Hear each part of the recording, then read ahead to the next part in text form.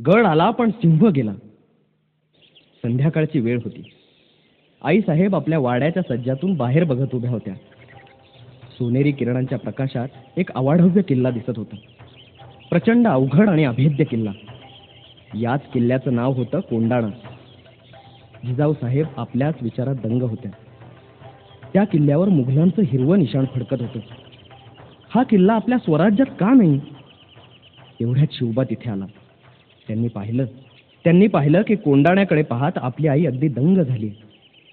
त्यांनी तिच्या मनातला विचार ओळखला आणि शिवबा म्हणाला, आईसाहेब काय आहे आपल्या मनात? आईसाहेब म्हणाल्या, या किल्ल्यावरचं हिरवं निशाण आम्हाला बोचतंय. शिवबा म्हणाला, आईसाहेब ते तर आम्हालाही खुपतंय. आईचीच इच्छा ती पूर्ण करायलाच हवी. शिवबानं लगेच आपल्या मावळ्यांना बोलवलं.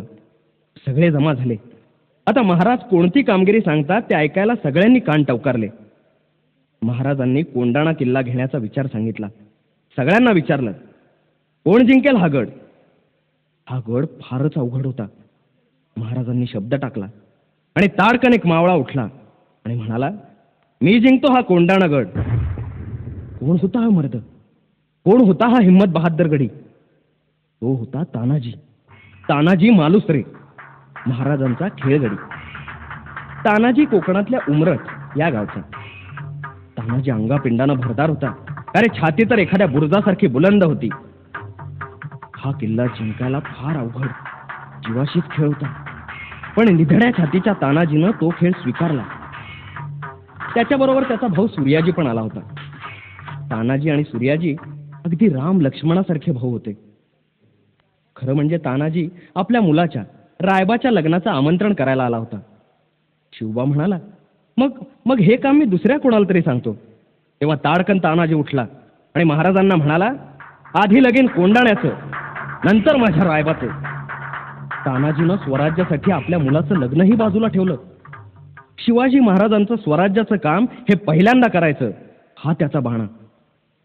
मग मध्यरात्रीच्या वेळेला तानाजी आपल्या 500 मावळ्यांना घेऊन निघाला. आभाळात चांदण्या लुकलुकत होत्या.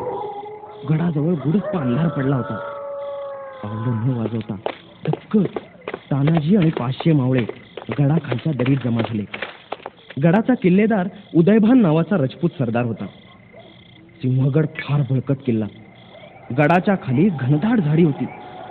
प्रवेश करायला फक्त 2 दरवाजे होते, सिंहाच्या जबड्यासारखे. गडावर कडक पहारा होता.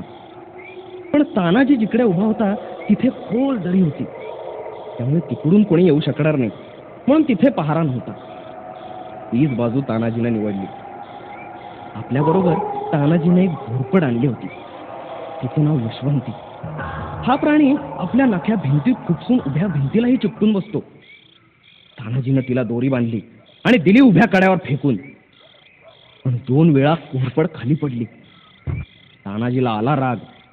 तो घोरपडीला म्हणाला, यशवंती, आता पुन्हा पडलीस तर तुकडे करून भाकरी बरोबर कच्च खाईन. काय गंमत, घोरपड बसली की कड्याला चिकटून. तानाजी आणि त्याचे मावळे भराभर गड चढून वर गेले.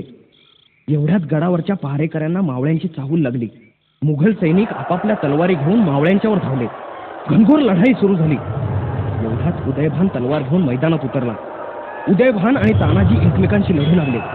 ते इतक्या जोरात लढत होते की जणू 2 ढगच एकमेकांवर आपटत होते. एवढ्यात उदयभानचा एक घाव तानाजीच्या ढाईवर पडला. तो घाव इतका जबरदस्त होता की तानाजीची धानच सुटली. आता काय? पण तानाजी डगमगला नाही.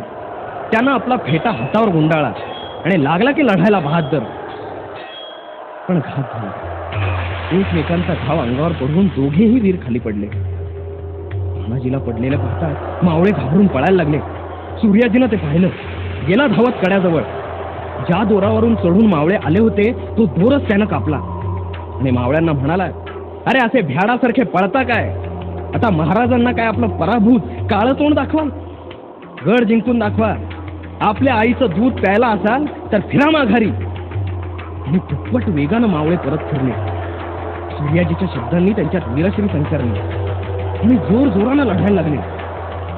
बघता बघता मुघल पळायला लागले आणि मावळे विजयी झाले. शिवाजी महाराज आपल्या महालातून कोंडाण्याकडे पाहत उभे होते.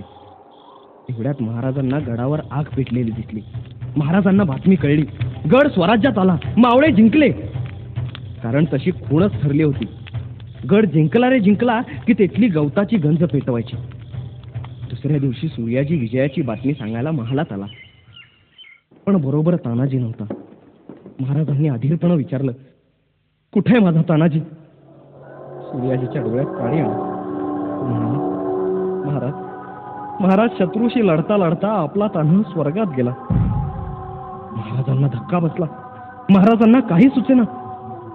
शिवबा म्हणाला, अरे अरे माझा तानाजी गेला.